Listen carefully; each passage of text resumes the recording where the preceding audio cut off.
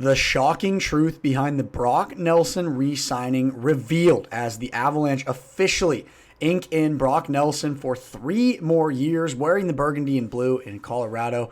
And as we take a look at this confirmed signing, Brock Nelson being in Colorado for the next 3 years, we analyze how that's going to look, what he's going to continue to add to this Colorado Avalanche roster, and if the amount that we paid for Brock Nelson was really worth what he's going to offer to this Colorado Avalanche roster. Going to break it all down here on Avalanche Digest right here, right now, today. But before we do so, I want to remind you to make sure you are subscribed to Avalanche Digest. 80% of you guys that are tuning into these videos, tuning into Avs Digest, watching these videos, and getting your daily Colorado Avalanche content right here are not subscribed. So if you're not subscribed, make sure you exit out of this video right now, hit that subscribe button, help us continue to grow this channel, and make sure that you are tuned in and ready to rock and roll for the number one daily consistent Colorado Avalanche news source, where we give you the most accurate, opinionated, and consistent coverage of the Colorado Avalanche. We did just recently finally reach that 100 subscriber mark, so thank you to all of those who are consistently viewing our videos and subscribe to the channel. Now we're on the road to 200, and we're going to continue to see Avs Digest grow as much as we possibly can. So thank you for the support. Without further ado, the Colorado Avalanche just signed Brock Nelson to a 3-year deal. Let's dive into the nitty-gritty of what this deal looks like and how it's going to contribute to the success of this team in the near future. So we take a look at some of the details regarding the trade. This is definitely a massive move as far as helping with depth goes. Depth has been one of the biggest issues and something that the front office for Colorado has really been trying to build over the last few seasons, especially with the massive Mikko Rantanen trade during the middle of the 2024-25 season, which we'll dive into in a few minutes here. But taking a look at the 3-year deal that Brock Nelson confirmed and signed with Colorado earlier today. It's a $22.5 million deal, according to someone that has knowledge of the contract. The extension keeps the 33-year-old center, originally playing for the New York Islanders with the Colorado Avalanche, all the way through the 2027-28 NHL season at an annual salary cap hit of $7.5 million. So 3 years, $7.5 AAV. And after the trade, in which we received Brock Nelson on March 6th, we are grateful to get to see that he's going to stick around and that he's going to slightly be a long-term player, because we did give up a lot for him. We gave up a really strong prospect in Cale Makar, as well as a lot of draft picks that were going to hopefully help us later down the road. So to actually see the return from that massive overhaul that we sent over to the New York Islanders stick around and want to continue to try to contribute to this depth is promising. It's very strong and very exciting. As we said, Brock Nelson extending 3 by $7.5 million. He is a very strong top 6 scoring center. Something that we've been talking about a lot on this channel during the offseason is if he leaves, or even if he doesn't leave, a problem that is really needing to get solved for the long term is the 2C, who's going to be slotted in the middle for the Colorado Avalanche and who's going to be playing in that second line spot. And it's Brock Nelson. That's exactly who it's going to be, because he's now signed this 3-year deal, and it's going to hopefully contribute to a lot of depth as far as the Colorado Avalanche offense and just play style of hockey overall goes. Let's just take a quick glance at his stats this season. 80 games played, 26 goals, 30 apples to combine for 56 points. Pretty strong season for Brock Nelson. Obviously, half of that, or majority of that, mind you, not half, was playing with his longtime team, the New York Islanders. 193 shots, 50 giveaways, 40 takeaways, and he finished with a +8 at the end of the season, which is pretty strong considering the role that he was playing on the New York Islanders as that 1C for the majority of the year. We also know that he was a Four Nations face-off player, a tough roster to make, and was a large contributor to that team as well. So to see him come over to the Colorado Avalanche and to potentially see him, or not potentially, to get to see him play a full year in the burgundy and blue is going to be exciting. It's going to be very strong, and it's hopefully going to have a lot of positive effects for the Colorado Avalanche as far as their depth goes. Speaking of depth, the shocking truth behind this trade and the number one conversation topic all over the media today is the kind of topic and conversation around, did the Avs overpay for Nelson? 3 years, 7.5 AAV, 22.5 total. That is a steep contract, especially for someone who's been in the league for a really long time and is starting to kind of teeter into that older side.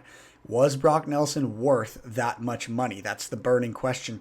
And the number one reason it's such a burning question is because everyone's saying if they're going to pay 7.5 AAV for Brock Nelson, they should have just kept Rantanen and paid him $12 million instead of paying Charlie Coyle and Brock Nelson $12 million total.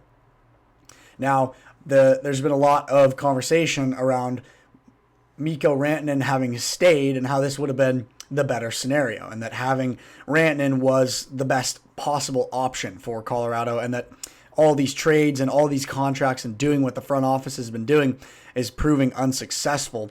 But I really like this take here from producer Drew Livingston. Depth, he's being sarcastic here. Depth means nothing, of course. Having to trade for a new 2-center every deadline because there's a one-line team is a great plan. And I think that this is very accurate. And this is essentially the truth behind the re-signing and, turning the clocks all the way back to the trade of Rantanen and this large haul that we gave over to the New York Islanders in exchange for a player like Brock Nelson. We need depth. This roster needs to be deep, and that's what we're doing. The Colorado Avalanche are doing that is in making these trades and signing these players such as Brock Nelson and Charlie Coyle. Obviously, there is the perception that moving on from Rantanen was a poor decision. He's an amazing player. Top 10 in the league by far. He is a franchise forward that played a very strong career for the Colorado Avalanche, and he's going to do great things in Dallas, and he's getting paid an accurate amount of money as far as what his skill level is. But I think that the truth behind this trade and this re-signing is that the Avs need to keep building their depth. And that's exactly what they're doing in signing a player like Brock Nelson. We go back to the press conference that Joe Sakic and Chris MacFarland had with the media a few days after the first round exit for the Colorado Avalanche. Joe Sakic said, if I could run it back with this same exact roster, I would do it again. And here's this front office taking one step in the same direction as to whether or not they're going to be able to try to make another deep run in the Stanley Cup playoffs with as identical of a roster as they possibly can. Because it was clear that MacFarland and Sakic were very confident in this roster and what the roster was hopefully going to be able to do. It was deep. It was strong. It had a lot of ridiculously good hockey talent on it. And they're hoping to try to generate something like that again in the near future. Avs are all obviously slated to roll with 4 very strong players down the middle. Obviously, Nathan MacKinnon, the franchise player for the Colorado Avalanche. Brock Nelson, who just recently signed today, the 2C. Charlie Coyle and Jack Drury. Best center depth, allegedly, that they've had in a really long time. And I agree. I 100% agree. I think that the center depth is finally where it needs to be for this Colorado Avalanche team. And more importantly, this right here also confirms the fact that trading Rantanen in the long run was a strong decision because it opened up room in the cap space and gave the Avs the opportunity to build depth around 1 to 2 franchise players rather than just having one ridiculously goated first line and then no depth to follow it. Because the number one goal for every team in the NHL, bring home Lord Stanley to your city. And they're not going to be able to do that if they aren't deep. And these types of moves that the Avs are making, the truth is, it's getting them deeper, and it's going to make it more likely for them to make a cup happen again in the near future. And Brock Nelson, of course, very excited to be staying in Colorado. He spoke out after the signing was official. He said that having spent his entire career with the New York Islanders, him and his family weren't totally sure what to expect when the trade happened in March when they arrived in Denver. But he's been grateful for the opportunity to get to play for the Avalanche, to compete with a great group of teammates in that locker room and in front of course, the amazing Avs faithful, the fans at Ball Arena. This is where Brock Nelson and his family knew they wanted to stay, at least for the next 3 years. And I think that this is going to be a really good fit for Brock Nelson. And I think, too, that this signing surprised some people. It was shocking in the sense that everybody kind of thought that Brock Nelson was most likely out after this season. He wasn't going to lock a contract with the Avs down and he was going to go play elsewhere.